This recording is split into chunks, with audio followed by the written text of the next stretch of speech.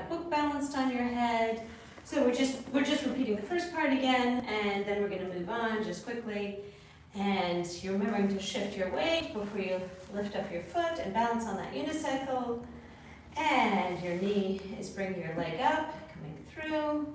And here, remember that little shift of your shoulders so you're not staying straight, that your right shoulder is slightly in front. And you're creating the illusion to your audience like you're standing to the side, but you're actually a little twist so they can see both of your shoulders. And your leg is going to slide forward as your weight shifts, and your shoulder is going to drive your arm movement coming forward. And you're going to stretch out those arms. Little weight shift to the middle, but you want to keep it in the middle because you're going to be coming here to your right foot. And if you remember, we talked about here that even though it looks like the arms are hanging down, they're not really hanging down. They've got a little bit like air underneath them, so they're not sagging. They're off a little bit to the side.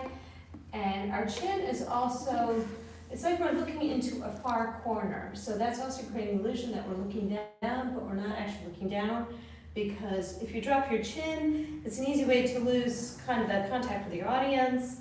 And once you lose that connection, it's hard to get back. So we want to make sure we don't do any movements that would break that connection. So we're coming up here, and as we come through, we'll be facing for our steps a little bit in this diagonal. So left, bring them together, right, and then we're going to step onto our left. Remember, again, your square here, shoulders and hips. You're bringing that square over your leg. So you can brush it through, and bringing it to the front. So you can relax that leg when you bring it to the front, or you can turn it out. This is where you start to really individualize and interpret the way you want it to be and the way it feels good and aesthetic on your body, because we're all different. We all have different training, so we want to individualize it. This isn't like a group number. It's really a solo piece. So with that, and remember also, you lose your balance, just put your foot down and own it. The audience doesn't know what you're doing. They don't know the choreography, they've never seen it before, so they won't know the difference. But if you've got your balance there, then you put it down, and shifting your weight onto that leg. I want you to feel like your head is being pulled in one direction, and your leg is being pulled in the other. So maybe stretch, so you make yourself very long. And bending this knee, you're going to stretch out your back foot before you step on it. And then you step on your right foot. I have to keep scooting into the camera range. Stepping on that right. And so we talked about too, if you're not a turner, if you don't want to pivot for these, you can do a little trick here. You can start to step out with your right foot so you don't have to pivot. Stepping left and right, left. So you're not really putting any weight on that right foot. You're just using it to lift your left foot and bring that left foot forward. And here, when we're stepping onto that right foot, I want the balls of your feet to hit first, and you're going to sink down from there onto this leg. So still remember that you have that square in your hips and your shoulders. And I want you to feel like somebody's taking your rib cage and pulling it to the side. And you're listening to something far away, that faraway music. And remember, this arm is not hanging. It also has a little bit of life in it. The audiences look like it's hanging. And from here, it's like now we can actually hear the music, shifting that weight. And remember that we had that hip roll, right? So this is where we start to, and when I say hip roll, I mean from here down. It's not just your hips.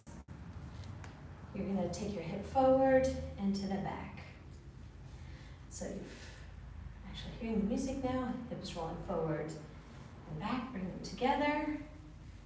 And again, forward, bring them right in, and then you're going to step on it.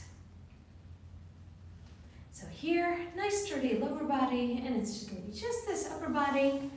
Elbows are coming in and out and in rather. Take my hands, and as we arrive here, after that little kind of upper body roll, this hip is gonna come a little bit to the right, like you're taking a momentum to swing it around the back. And remember that you don't want this to lean forward. You're just taking that whole lower body and giving a little swing to the back. And don't exaggerate this. Make a little one. It'll be enough for your audience. They're going to see it.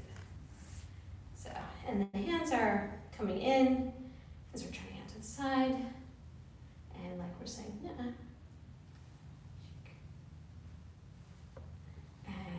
I want you to shift over here again, like you're listening again to that faraway music. And then here is our tempo change. So then you really want to pick it up. Make sure that energy like shoots into your body. So you're moving from that very dreamy kind of feeling to because that's when your rhythm is starting. You're going to hear the percussion you got there. So, and that's our bachata basic. So it's going to be right together, right tap left, left together, left tap right. The arms are swinging through. So, left together, left tap right, and then we're going to right tap left, left.